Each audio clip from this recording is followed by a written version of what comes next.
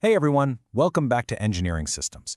Today, we're diving into a really foundational topic, consistency patterns. You know how some apps update the second you make a change, while others seem to take a minute to catch up? Well, that's not an accident. That's a deliberate engineering choice, and we're going to break down exactly why. At the end of the day, it all boils down to this one simple question. If I write some new data, like say I change my profile picture, when does everyone else in the world get to see that new picture? On your personal laptop, the answer is right away. But when you're dealing with servers spread all across the globe, that simple question gets complicated fast. And here's the absolute key to all of this. The answer to that question isn't a given. It's a design choice. It's a trade-off that engineers have to make. And that one decision has massive consequences for how an application feels, how fast it is, and even how reliable it is.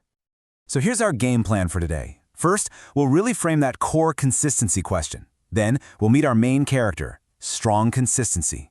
We'll put it through a real-world test involving a bank account. After that, we'll talk about the price you pay for this kind of correctness. And finally, we'll give our final verdict on when you should actually use it. Okay, so what is a consistency pattern, really? The best way to think about it is like a contract. It's a promise that a system makes about how up-to-date the data will be anytime you or anyone else looks at it.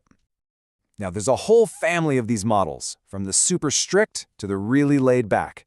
Today, we're putting just one under the microscope, strong consistency, which is the strictest of them all.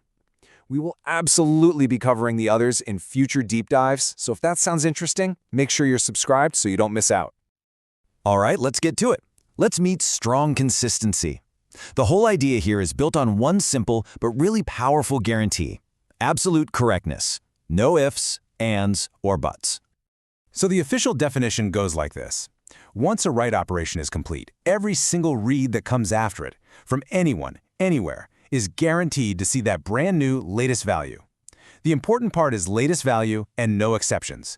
There's no stale data, no weird lag. It is immediately correct for everyone. And here's why that's so awesome for developers. Even though behind the scenes you might have dozens of servers all over the world, the system feels like there's just one single, perfect, always up-to-date copy of the data. It's a beautiful abstraction that makes building complex things so much simpler. So how does a system actually pull this off? It's not magic. It's a process called synchronous replication. It works like this. Your app sends a write request to a main server called the leader.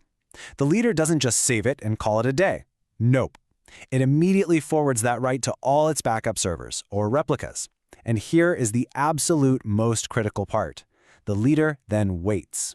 It just sits there until it gets a thumbs up from the replicas saying, "Yep, we got it saved." Only after it gets that confirmation does it turn back to your app and say, "Okay, write successful." That pause, that waiting, is the secret sauce to guaranteeing correctness. I know this all can sound a bit theoretical, so let's make it super concrete. Let's use a high-stakes example that we can all relate to, a bank transfer. Okay, so let's set the scene. You open your banking app. You look at your account, and you see a balance of 10,000 rupees. So far, so good? Now you do something important. This is a critical write operation. You send 5,000 rupees to a friend. A moment later, the app pops up and says, "Transfer successful." The instant you see that success message, you pull down on the screen to refresh. So, here's the $1 million, or I guess 5,000 rupee question. What balance does the app show you? What must it show you? In a system with strong consistency, the answer is totally non-negotiable. It has to be 5,000 rupees. If it showed the old balance, even for a split second, that's a catastrophic failure. Imagine the chaos if one part of the bank's system thought you had 10,000 and another thought you had 5.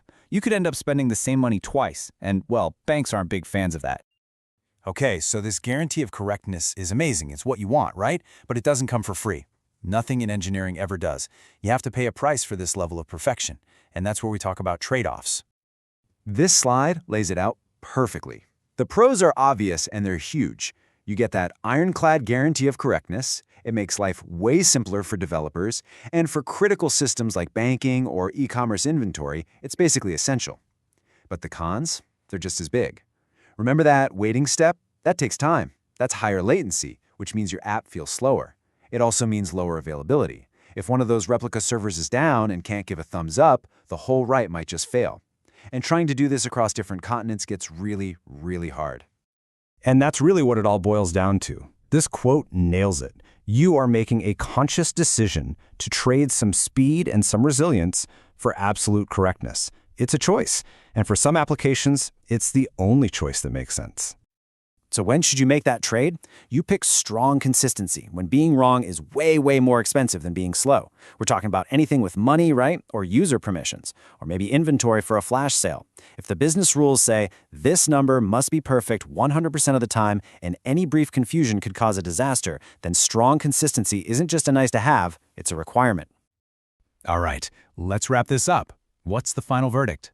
The big takeaway isn't just knowing the definition of strong consistency. It's about deeply understanding the trade-off that it forces you to make. And hey, we're just getting started. This is the first stop on our journey. Next up, we're going to look at eventual consistency, the complete opposite of what we just discussed, and we'll see why things like your social media feed absolutely depend on it. We'll also cover some of the more nuanced models in between.